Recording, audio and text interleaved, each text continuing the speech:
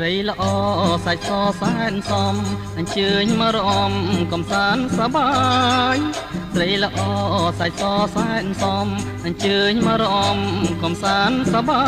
យបងគ្មានគូរំទេណាឆោមឆាយបងគ្មានគូរំទេណាឆោមឆាយបងកាន់ពីឆ្ងាយដោយសារតែពើបងកាន់ពីឆ្ងាយដោយសារតែពើអញ្ជើញដល់ចិនស្មោះស្ម័គ្របើប្រងវលៀងអ្នកចាំមើលភ្លើ